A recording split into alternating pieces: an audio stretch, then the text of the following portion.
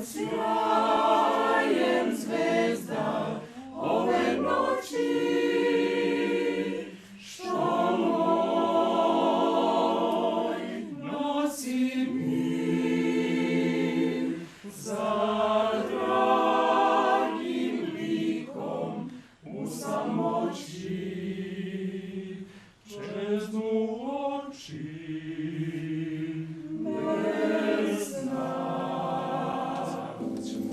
Izađemo odavde, svi biti pošteniji, kontrolisati, da prepoznajemo. Brinemo o zdravlju drugih ljudi, 10%, i to najčešće pogoršava njihovo zdravlje. Sad da vam predstavim Peđu. Peđa je također neki koji izvršuje odbora.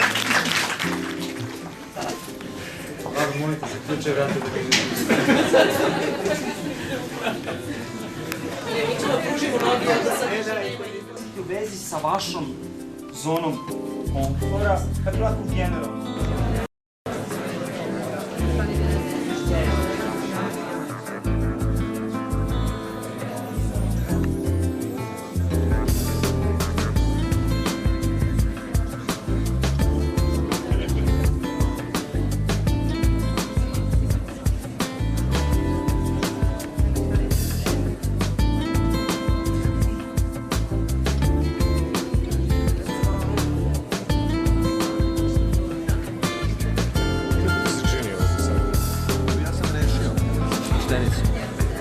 On zna rešenje.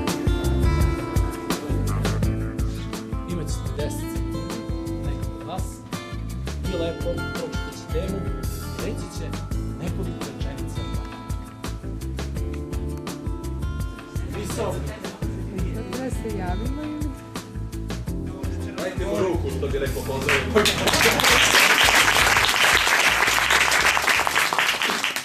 Hvala vam što ste došli večeras u ovom broju. Moj zadatak večeras je da vam u 10 sekundi kažem temu koju sam dobio. Tome kako hrvatske žene dolaze u Beograd u seks turizam. Tako da ne znam da li je to reklama. Prijateljice, dirigentice, da pevam u horu večeras, a inače sam psiholog po zanimanju i idem na edukaciju za life coaching. Trajno, sutra, ja znam odgovor.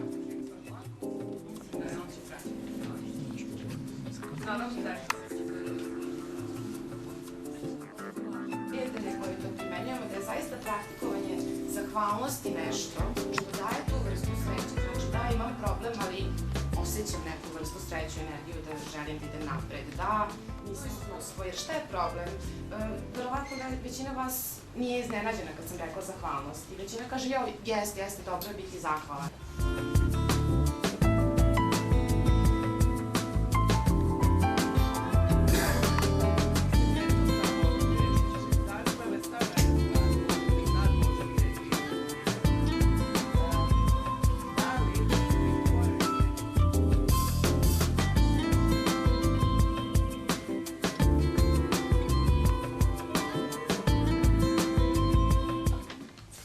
Ispričam jednu priču koja veoma slikovito govori o tome šta je NLP. Znači, dečko je čuo da je njegova majka u razgovoru spomenula NLP. Jedno pitao, dobro, šta je to? Ona kaže, najbolje će biti da odeš kod deke i da ga pitaš kako se on osjeća kada se menja ovo vreme. I on je otišao kod dede i pitao ga, da kaže, deda, kako na tebe utiče ovo vreme? On kaže, ma, sinko, znaš šta, to je jako teška situacija. Kad krene ova kiša, jesenje vreme, mene momentalno krenu da bole kosti. Ma nije mi ni do čega, sve tačno osjećam onako kako sam star i zaista mi je jako teško. I momak je to saslušao, vratio se do majke i kaže, mislim, okej, šta je sad?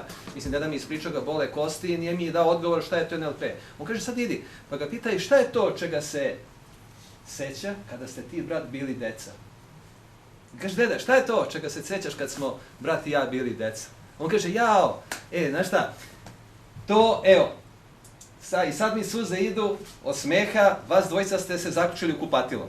I onda mama i tata su htjeli šta vi to radite u kupatilu, lupaju, kucaju, vi ne otvarate ništa. I onda kad ste napokon otvorili, čitavo kupatilo je bilo pokriveno talkom. Vas dvojica ste igrali Deda Mraza i onda ste prskali ovim talkom po kupatilu, kaže, majke, otac ste isto vas ubiju, a ja nisam dao, toliko mi je bilo smešno, evo, veruj i sada, evo, kažem, suze mi idu na oči kad se setim svega toga kako je to bilo. Dečko je otišao do majke i shvatio je da on u suštini dobio taj odgovor, da mi rečima koje koristimo možemo da utičemo na neke druge ljude, da možemo da utičemo na promenu i da možemo čak da utičemo i na ovu našu sopstveno ponašanje, naš kompletan život.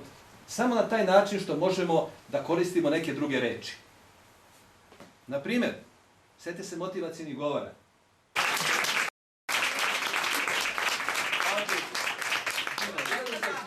Kako funkcioniše i ova radionica.